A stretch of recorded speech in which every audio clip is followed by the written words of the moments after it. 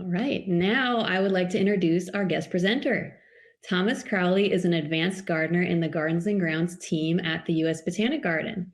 He is responsible for designing and maintaining the U.S. Botanic Garden's kitchen garden, which he helped to establish in 2016 during the renovation of Bartholdi Fountain and Gardens. Thomas is one of our resident experts on vegetable gardening, and we're so happy to have him back here for one last Q&A of the season. Welcome, Thomas. Thanks. Happy to be here. Great. Yeah, thanks for being here and being ready to share some of what you've been learning. I thought that we could start out with just hearing from you about sort of where things are at in the kitchen garden. I know that you've transitioned the kitchen garden over from the warm season to the cool season crops. So what's been going on? Well, we just put in our cool season crops. I guess it's been about 2 or 3 weeks now. And we have a selection of the things we have. Beets, 3 different types of beets, Chioggia, bull's blood beets, goldstone yellow beets, and we have a lot of kales, 3 different types.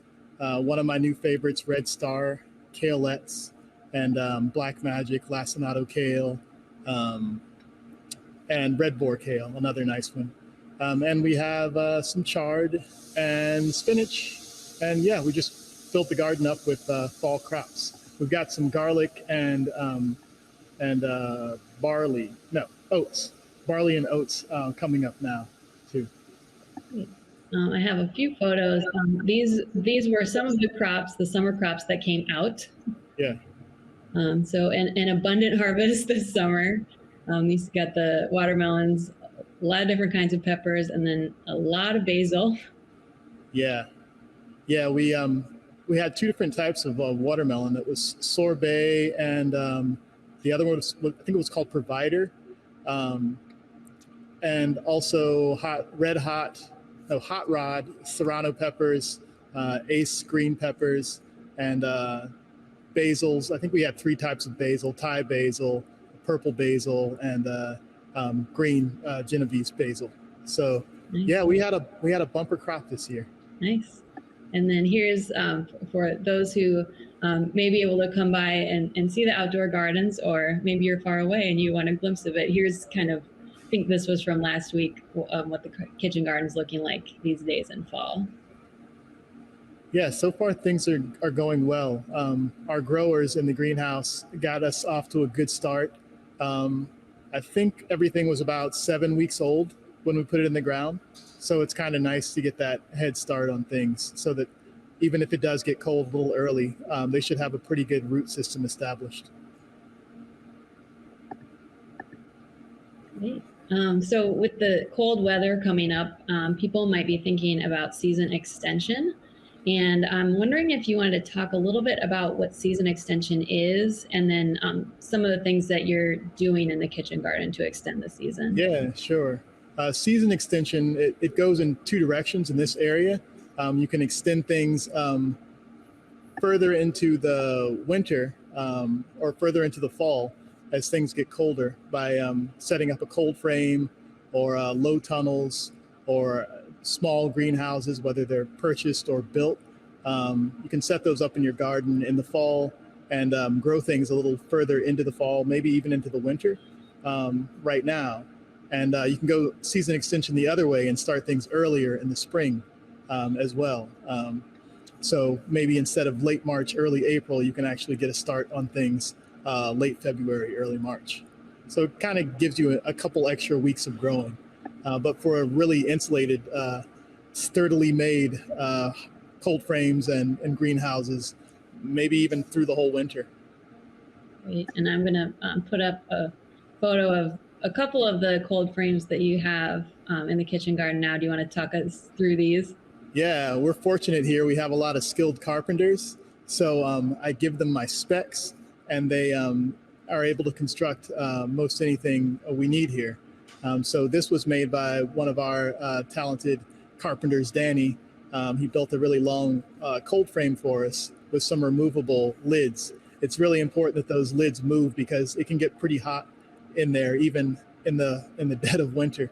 I remember hitting 120 degrees once in a cold frame that I didn't prop up during, I think it was January. So, oh my gosh.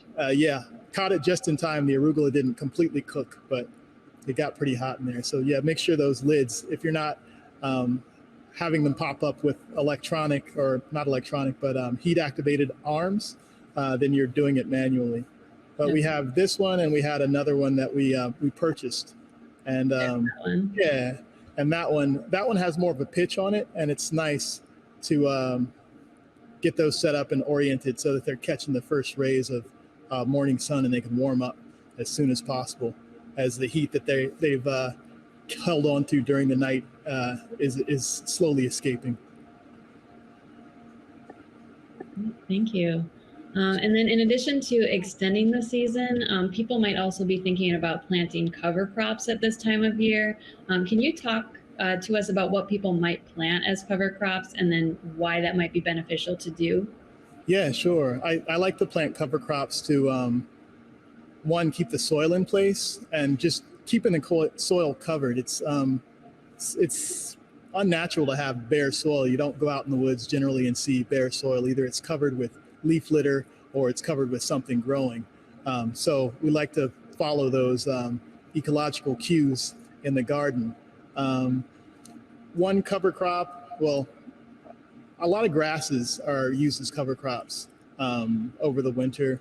I like oats, barley, hard red winter wheat. And then there's other crops like, let me see, what have I got? Red clover, that's a good one. And some folks use vetch.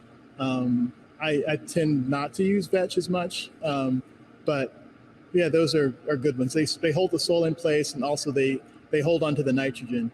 You can just till them back under, and basically they act as a green mulch or a green manure. So you're not losing all of the vitality in the soil that you've gained over the growing seasons. Right. And I've got a few photos. These were some of the cover crops that you used last year. Let's see if I can grab those. Oh yeah, I didn't mention that. Thank you for reminding me. The oilseed radishes. Generally with those, you let them get to a certain maturity level, and then you till them back into the soil. But the winter was so warm here that I just let them keep growing. And this monstrosity grew through the winter. Like I planted it in the fall, and in the early spring, that's what we had, like an 18-inch radish. So generally they're not grown to harvest when they're grown as cover crops, but it's an option. It's kind of nice too, because it having those root vegetables that go that deep into the soil, they kind of till the soil for you. And I haven't been tilling lately, so any extra help I can get so I don't have to aerate the soil by hand is greatly appreciated. And we have some wheat over on the other photo, and I think, is that a little squirrel eating the grains? Yes. I'm sure a lot of people would think that's very cute, but the squirrels did cause some havoc in the garden, but nothing that was. Maybe we lost 5 to 10% of our produce to them, so I'm willing to deal with that. But that was another one. That wheat that I planted was actually wheat grass. So if you are going to harvest that, it's usually for just the maybe 4 or 5 inch blade of grass that you would then use to juice or do whatever with. But we let it continue to grow, and I'm glad we did. It was a good looking addition to the winter garden. It added some interest to yeah, it looked nice. Yeah, and the squirrels appreciated it. And the squirrels thought so too. Awesome. So we've got a lot of participant questions coming in. Are you ready to go to some participant questions? Sure. All right. So we have some people asking about fall, and we've got somebody who is in Tennessee asking, so a little bit warmer than here, asking what would you recommend to grow in the fall? In the fall? Yeah, and she said, I have a small happy garden that did well this summer. So that's awesome. Okay. Yeah, so I want to preface it with my expertise, if you can call it that, is in this mid-Atlantic area, but I guess that would probably span into Tennessee. So take what I say with a grain of salt, but I'll try to think in terms of, well, here we're in an urban heat island in the middle of DC, so we might be more similar to you than you would think, just because our microclimate here is a little bit warmer. But that said, I like to grow in the fall. One thing I didn't mention, it's lettuce, all types of lettuce. And some of the heat resistant ones, you can actually get started a little bit earlier. But there's lots of cold hardy ones that really don't mind the cold weather. We've had nights that got down to 20 degrees and the lettuce was fine. So lettuce is a good one. Any member of the brassica family, which is the cabbage family. So kales, collards, cabbages, broccoli, cauliflower, even radishes and turnips. Those are good for fall. And members of the spinach family. So spinaches, chards, beets, those are also good for the fall. And like I mentioned before, you can start growing the grasses this early, even though they extend into winter. I think of them as cover crops, but I start them in the fall, so those are good. Okay, somebody asked, did you plant those already? The grasses, yeah, I did plant the oats and some of the red winter wheat, but I think I'm gonna plant some more. I've left the pumpkins in the garden, so when I pull those, I'll sow some more seed. I've sowed them as late as early December and seen them come up. But I want to mention garlic. Garlic is another good one to plant in the fall. It's going to need about, I think it's like, is it 180 days, I think. So if you plant it now, you'll be harvesting it in June. So yeah, definitely getting the garlic in the ground is a good idea. Great. Yeah, there was someone who asked how late you can plant garlic and onions. You would say do it soon, do it now. Yeah, I think Craig and I planted our garlic in, I think it was late October a couple of years ago, and we still got garlic in June. So you can go pretty late depending on your climate. If it's, yeah, you can plant it pretty late, almost like you would tulip bulbs. I've planted tulips super late and gotten tulips in the spring. I guess the same kind of guideline. Great. How about tomato vines and making that decision of when they come out? Someone was asking, should I pull out my tomato vines even though they're still bearing fruit right now, or should I wait? And if I wait, how long should I wait? So that's a question I've struggled with from year to year, because it's hard to pull out those plants when they're abundant and healthy looking. But with me, the deciding factor is getting the fall crops in. I can't let the summer crops linger too long, or it's going to throw off my schedule for fall and then for winter with the cover crops. So if you're planning on planting during the fall, I'd say go ahead and take them out.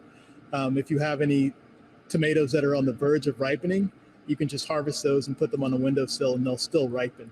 Because come like, I don't know, in the next few weeks, if the person is writing from this location, within the next few weeks, the tomatoes are going to be done anyway. So better to give that week to whatever fall crops you're going to plant than giving that extra week to the tomatoes that are probably going to start producing soon anyway. Did I answer that question? Yeah. Okay.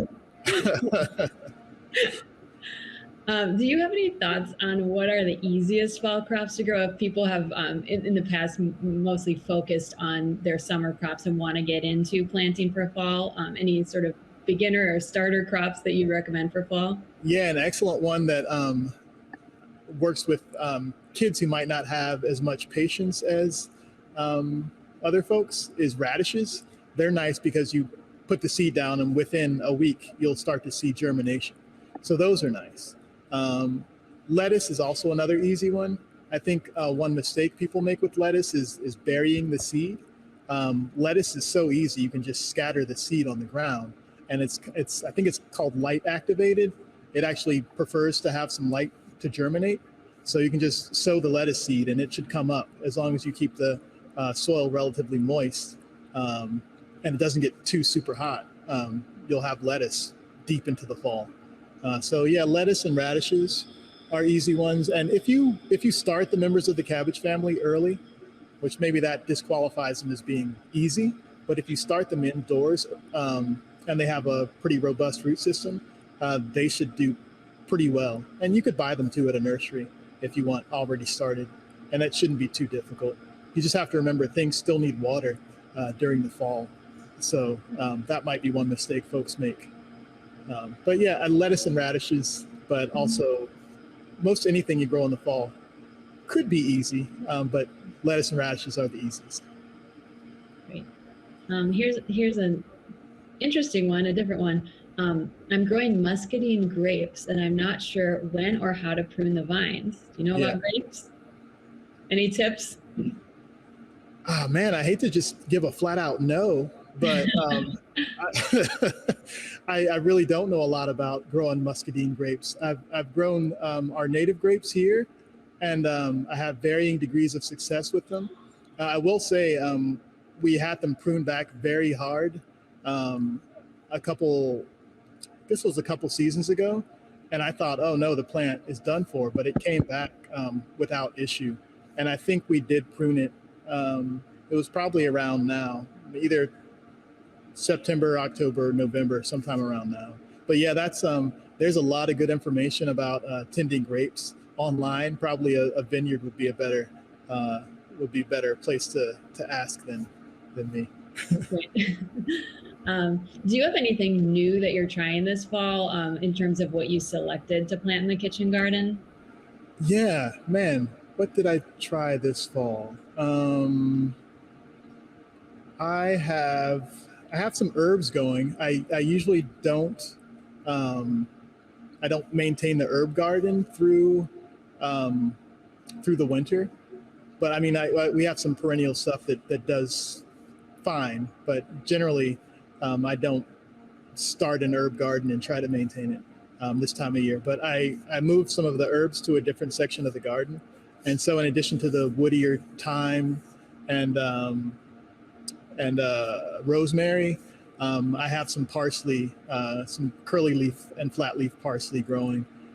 So we're going to see if we can keep a nice, fruitful, bountiful herb garden going at least into the fall. Yeah. So I guess that's relatively new. A lot of the other stuff that I planted this fall is the same stuff I planted in the spring, which is another nice thing about fall planting. You have that leftover seed from the spring. If you save half of it, you can just plant the same thing once things start to cool down again. But yeah, for the most part, it's the same stuff I usually have, or the same stuff I had in the spring, but the herb garden is a little different this year. Nice, thank you. Let's go on to cover crops and soil health questions. We have one question that asks, do you stagger any of your planting, and also where do you plant cover crops? Well, the first part of the question, we do succession planting. Actually, the lettuce that we planted this year was a little bit early, so it did get that blast of heat, and I believe that's what caused it to start to bolt. And that's when the lettuce or whatever annual vegetable plants you're growing start to send up their seed head.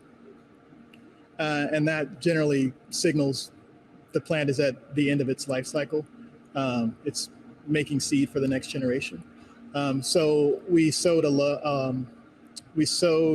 row of lettuce behind those lettuces. So it wasn't as intentional as other succession plantings that I've done, but yeah, we do that. And I think it's important.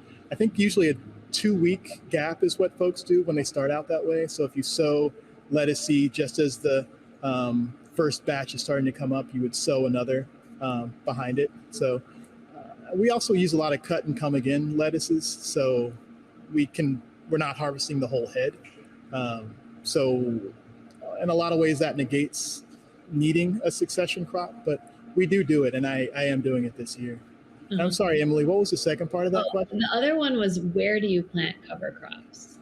Where do I plant what? Cover crops. Do you plant them, like throughout the garden, certain beds, and yeah. How do you make choices about that?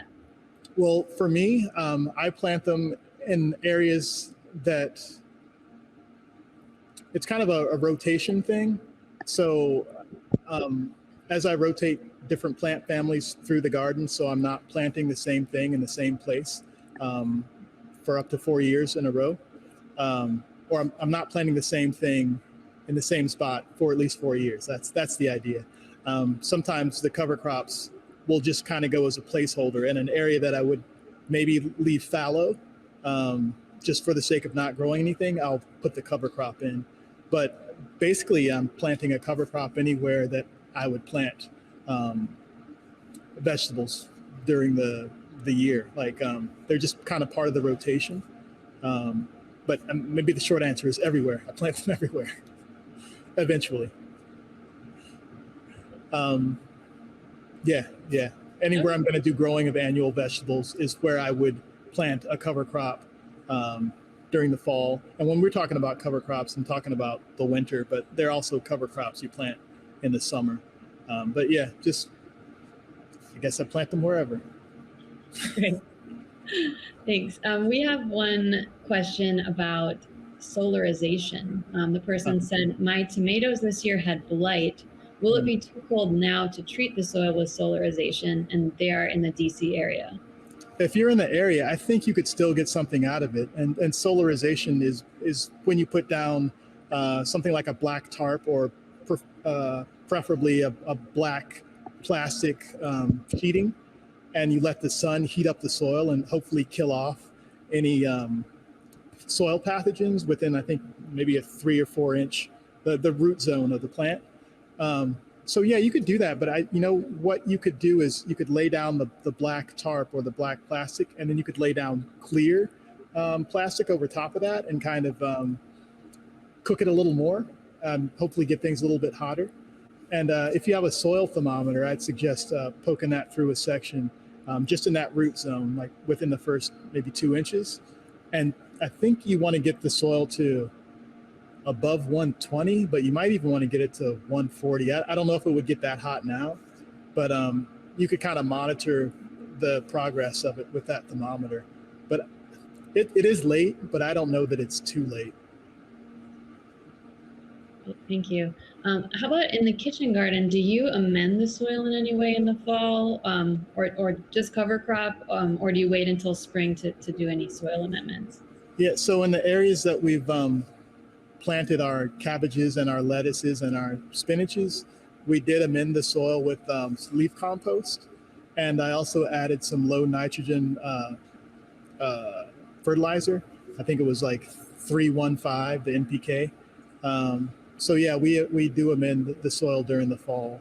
The fall fertilization, I think around now is probably the last time you'll want to fertilize. As things start to cool down, there's going to be less uptake of those things. But yeah, that's what we do here in the fall. Thank you. And then as far as the cover crops that you chose, are there any that people might plant if they want to use or eat them? Yeah.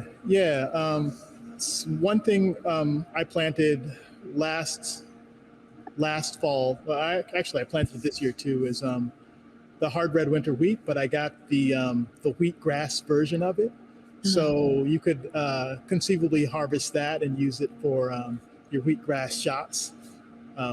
Shots being just the wheatgrass juice. I'm not suggesting any other use for it. But also, what else? I guess the radishes, because those generally get tilled under, but like you broadcast the seed so in such a way that you could conceivably thin out some and use those in salads or pickling. Yeah, those two come to mind. Thanks. We have a question about season extension. The person asked, are there any vegetables that can be planted in the soil and harvested during the winter, or is it really just the grass types that you covered in the presentation already? So vegetables that can be planted in the cold frames and harvested through the winter? Is that the question? They said planted in the soil, so maybe answer both ways. Are there things that you could plant without use of the cold frame now and still be able to harvest in the winter? Yeah, it'd probably be better to, so we're going to be on a watch for our first frost over the next 2 weeks now. Mm-hmm. And you really wouldn't want those tender young plants to be exposed to a frost at that point. So ideally, you'll have some plants that are further along, like maybe 6 weeks old, that you put in the ground now.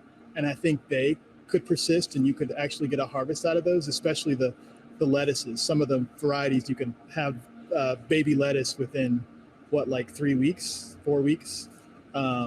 So yeah, that definitely.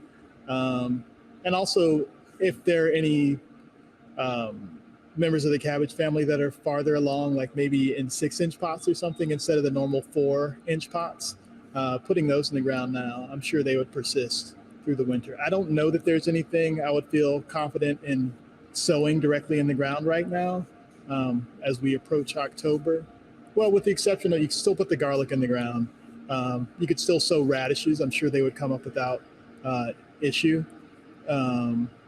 Yeah, radishes, again, radishes and lettuce. Lettuce, I think, would work. And anything that's, an actual developed plant with at least 4 true leaves on it. Great. But it's kind of a gamble now, but I think I've gambled and won several times in this region during this part of the year. So yeah.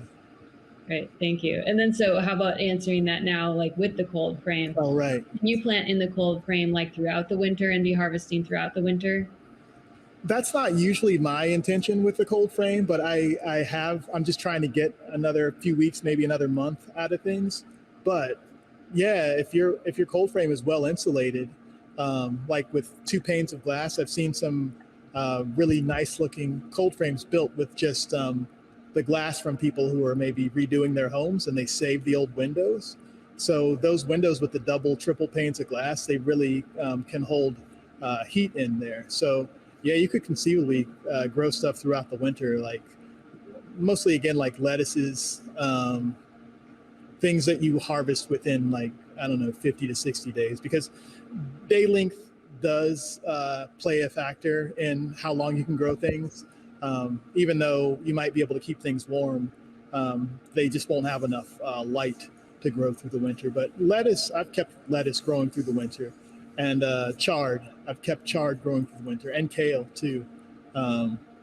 Yeah, really, it just depends. I mean, I've walked out into the snow to harvest kale and chard. So it just depends. Like around here, generally we say if there's like a sustained period of below 20-degree weather, you're probably the growing season's shot. But a couple of 20-degree nights here and there doesn't seem to impede the growth of that stuff. Or, well, it slows down the growth, but it doesn't kill the plant. Mm-hmm. So yeah, so lettuce, chard, kale, I would say. Just the things you can cut and come again, like you can pull the outer leaves. Those are the things I think that do best for me. Got it. And then in the cold frame, are you planting more than one variety of plant at a time, or you're sticking to one thing? This year we have, I didn't mention arugula. We have arugula in the one cold frame, and we planted some mixed lettuce. I don't know what you call them, like the cut and come again, like not the head lettuce, but the lettuce leaves. Right now we just kind of have them planted in there. But yeah, you could have a whole cornucopia of things in your cold frame, depending on how big it is. They just make sure you give everything enough room to grow, because ventilation is a big issue in your cold frame. You want to make sure you have things spaced, as well as making sure that lid comes up at some point during the day. But yeah, you can grow lots of stuff, or lots of lots of fall stuff in there. Great, thank you. We have one question that's a follow-up to something you said earlier, which was about soil health. And they asked, why do you want low nitrogen fertilizer in the fall? Didn't the summer veggies take up a lot of the previous nitrogen? That's a good question. And for me, I'm not a real, how do you say it, like soil health technician. I mean, I like to maintain the soil, but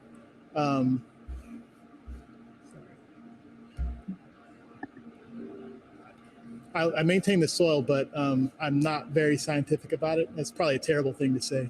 But I find that with the leaf compost, the low nitrogen fertilizer that I add is really just supplemental. It seems like I have everything I need in the soil. We do a soil test once a year, and I've never found the soil lacking in any macro or micronutrients. So I guess the short answer is I do it because it's worked for me in the past. And I want to make sure I'm not putting too much nitrogen in. So I just err on the side of caution and use a smaller amount. That's the short answer. Great, thank you. And someone just asked, how do you build the compost? How do I build the compost? Yeah. Well, we do keep one compost bin on site. A lot of our compost comes from offsite. We ship our stuff out and then we bring it back in. But basically, I'm making sure. I'll just say what we don't put in the compost. We don't put any weeds or weed seeds in the compost. I tend to shy away from putting food scraps in there. Sometimes I'll put a rotten squash in there. I don't want to attract vermin, but the idea is just to have a balance of carbon and nitrogen that you put in your compost, and then you're going to want to turn it and make sure it's aerated. With my compost at home, I built a little turning compost bin. So just doing that, just making sure there's enough air, so you don't want the decomposition to be anaerobic in there.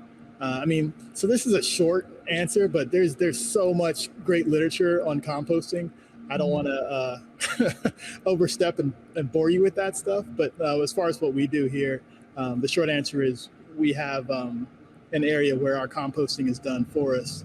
But in the small areas that we compost, it's just a matter of keeping the stuff out of the garden we don't want growing again there, and just turning it. Great, thank you. We have a few troubleshooting type questions, so I'll ask you those. One person is asking, we had pepper wilt. We can't rotate crops because of the small garden size. Is there any hope to grow peppers again? The short technical answer would be yes. In 4 years, you can grow peppers again. But people do it. It's you run the risk of pathogens popping up that prefer peppers. Wow, that's like a tongue twister. But you can do it, but there just may be consequences. So if you plant peppers this year, you can plant peppers next year. I think usually it's like the 3rd or 4th year that people start to run into problems. But yeah, if you want to be safe, you can just wait and plant something else there for the next 2 or 3 years, or you can plant peppers. I'm not gonna tell you not to. Fair enough. Now we have a question about deer. Are there any good non-fence alternatives to protect my garden from hungry deer during the winter? Man, I used to work at a place that had a herd of 15 deer, and I tried multiple things to make the plants less appealing to them, and nothing worked for more than like 3 weeks. We used a product that I think consisted of garlic, and used another one that had coyote urine in it, and all of those things work, but you have to make sure you reapply.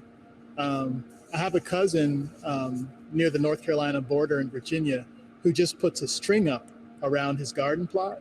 I think it's about 6 feet high. It might be a little higher, I don't know. But something about that, I'm sure that's listed somewhere online, but something about that string keeps the deer from going in. I don't know what it is. It's not witchcraft or like any sort of weird superstition. It actually works. But I just don't know the exact height and what the thinking is behind it. But really, fencing is your best option if you're trying to keep the deer away, because if they're hungry, they usually will find a way in. And one thing, though, is a lot of people are concerned because since deer can jump so high, they have to make the fencing super high.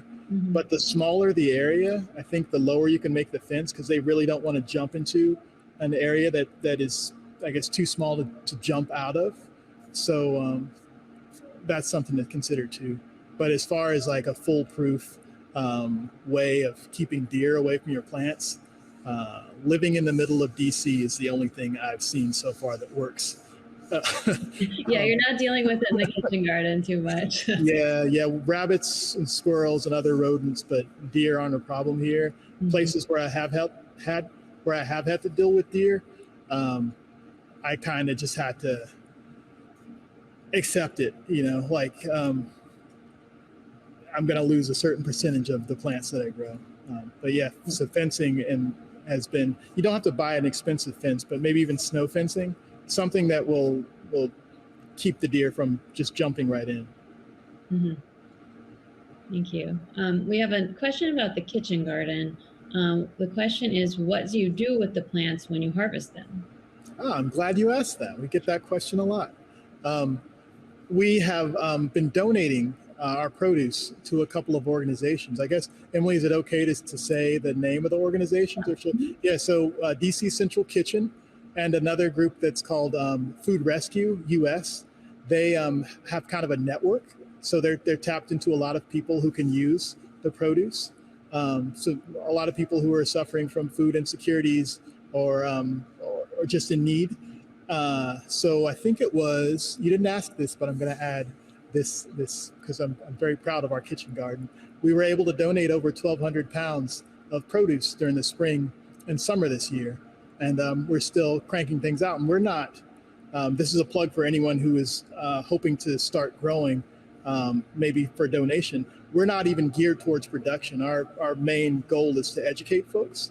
But even just with the crops that we produced, the educational crops, 1,200 pounds. So if you're actually geared towards producing as much as possible, you could do a whole lot with a 1/4 acre. So hope everyone can consider that if they're considering growing and they have the land. Great, thanks. I'm wondering, Emily, I should add, in the past, like when things were normal, and hopefully they will be again soon, we use the food for cooking demonstrations that we do in the conservatory, and also programs that we would do with kids. And also we had a tasting, what did we call that? A tasting table? Yes, tasting table, yeah, where people could come and sample things like fresh beets and fresh carrots and kohlrabi. So hopefully we'll be able to get back to that soon. But right now we're donating the bulk of it. Yeah, that's right. Thank you. Here's a question as we're kind of getting toward the end. When you are thinking back on this year, we're all in this process of ongoing learning. So I wanted to ask, did you have something that you learned this growing season that is going to inform something that you don't do next time or do differently the next time? Yeah, I do. I'd like to be at the point where I know exactly what to do and I don't make any mistakes, but I guess I'm still a few years off from that. So this year, the mistake I made was in trying to meet my schedule, I pulled my tomatoes and eggplants and peppers, and then I planted the cabbage and bok choy and chard on the same day. Usually, for whatever reason, I have a few days, maybe even up to a couple of weeks, where the ground is fallow until I put in the new crops. But I pulled the old ones out and put the new ones in, like with like maybe an hour between them.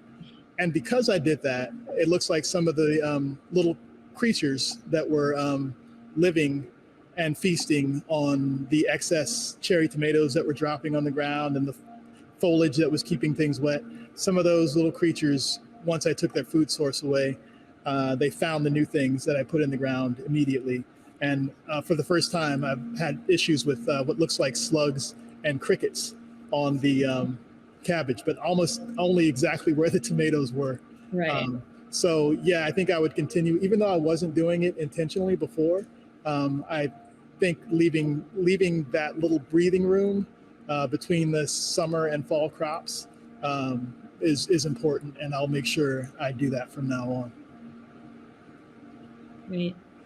Awesome. Well, we are close to the end of our time here. So thank you so much, Thomas, for all the good tips today and throughout the season. And hopefully those of you in the area are able to come by and see what's going on in the kitchen garden this fall and this winter. And thanks